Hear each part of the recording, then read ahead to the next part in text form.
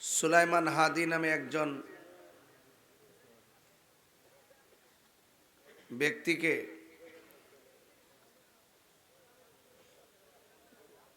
প্রকাশ্যে দিনে দুপুরে গুলি করেছে। সেই সংকটাবস্থায় হসপিটালে মৃত্যুর সঙ্গে পাঞ্জা লড়ছে। আরে ভাই, আপনার সাথে আমার রাজনৈতিক দূরত্ব থাকতে পারে, ব্যক্তিগত মতাদর্শের ভিন্নতা থাকতে পারে, তাই বলি কি একজন মানুষকে মেরে ফেলার জন্য গুলি করা যাবে?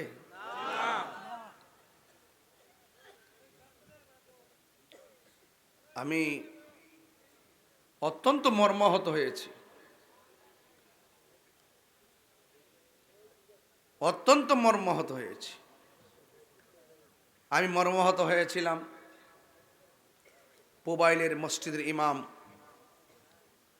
আমাদের সুন্নি ভাই মাওলানা রইসউদ্দিনকে যখন হত্যা করা হয়, প্রকাশ্যে মব ভায়োলেন্সের মাধ্যমে তাকে হত্যা করা হয়েছিল।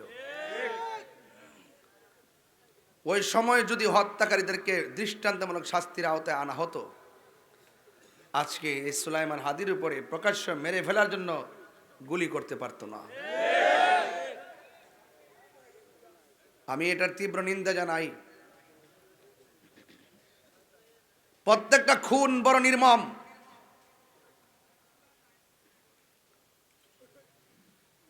যে তাণ্ডব লীলা বাংলাদেশে চলছে, এটা খুনের রাজ্যে পরিণত হতে চলছে। কথা বলেন ঠিক না বেঠিক? আর একটা প্রবলেম হলো, যখনই কেউ কোনো অন্যায় করে ঠাস করে ধারণা করে একটা রাজনীতির ট্যাগ দিয়ে তার উপরে দোষ ফালাই দেয়, তখন প্রকৃত আসামিরা তারা ধরাছোঁয়ার বাইরে চলে যায়। ঠিক কিনা বলে?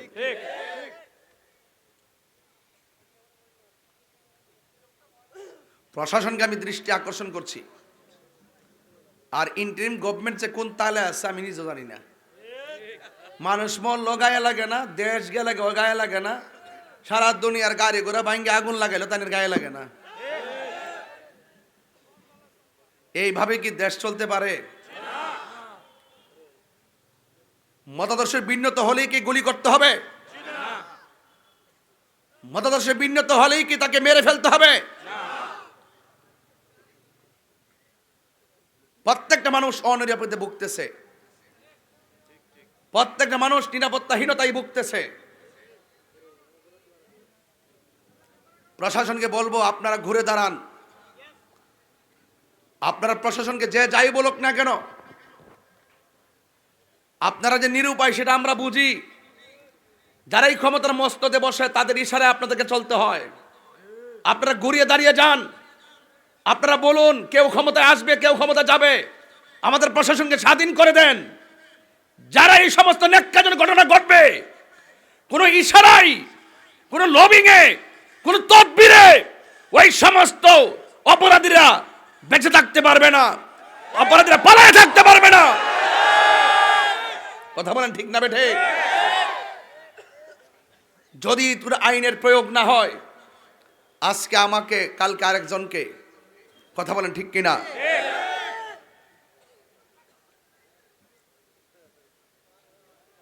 এই জন্য আল্লাহ পাক যেন এই বাংলাদেশকে হেফাজত করে, আর এই মানুষগুলোর হৃদয়ে যেন আল্লাহ পাকের রহমত দান করে। ভাইয়ের আমার,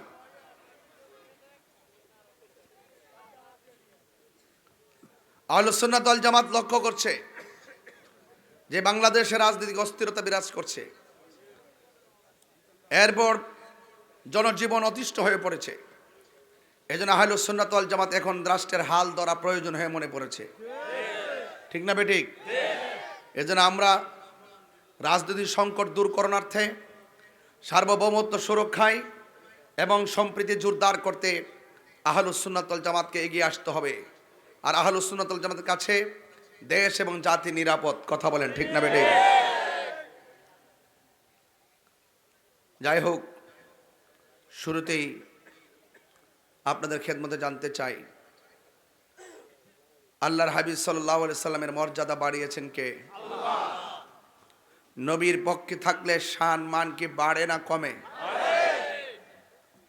রাত্র প্রায় 11টার উপরে আমি মাহফিল যখন রেখেছি তখনই বলেছি আমি 11টায় আসবো। আমার কিন্তু কোনো কমিটমেন্ট যা করি তাই করার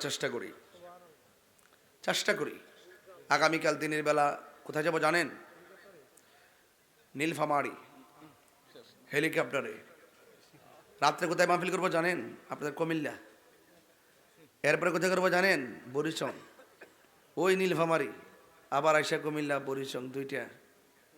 তো এইভাবে যে প্রতিদিন মাহফিল করছি, আপনারা বলুন আমি কি কোনো নরম ভাষায় কথা বলছি?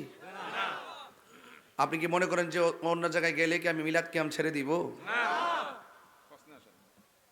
বহুত মানুষ আছে যেখানে যে যায় এই রং ধরে, আছে না নাই? মুনাফিক। কি মুনাফিক?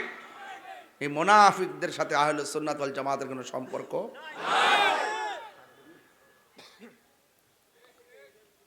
আমার ভাইয়েরা, আজকের এই মাহফিল প্রমাণ করে আপনারা মগজের মানুষ, নবী বান্ধব মানুষ।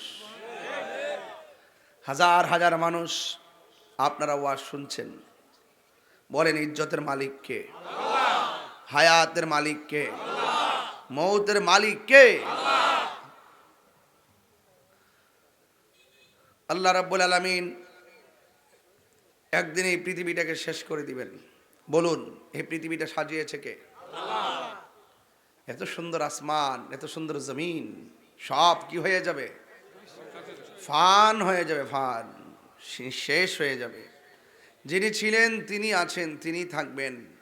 জবান খুলে বলুন তিনি কে? সন্দেহ আছে? সে আল্লাহর জিকির দরকার আছে না নাই? আল্লাহর ইবাদত দরকার আছে না নাই? মা বাবার খেদমতের প্রয়োজন আছে না নাই? আজকে মনে অনেক মা বোনরা আসছে। আপনি আইছেন? অনেক মা বোনরা আসছে, প্রজেক্টরে আছে। মা বোনদেরকে বলবো, মা এখনো সময় আছে, নুসেবার মতো হয়ে যাও। নুসেবা কে? নুসেব হলো সেই ব্যক্তি, একটা মহিলা যে শুনছে যুদ্ধের মাঠে নবীজিকে আঘাত করে মেরে ফেলা হয়েছে। নাউজুবিল্লাহ বলেন। নুসেবা শাড়ির আঁচড় ফেলে দিয়ে দৌড় দিছে যুদ্ধের মাঠে। মা বোনরা যারা ওয়াজ শুনতেছে তাদেরকে বলতেছি, কই গো, যদি কেউ নবীর বিরুদ্ধে কথা বলে ওই দুশ্মনের বিরুদ্ধে জাড়া লইলাম বা জাড়া লইয়া, এটা ইতিহাসের পাতায় আছে। কথা কন ঠিক না বেটে? আর যার ওই পতলা শুদ্ধ কথা কইস না।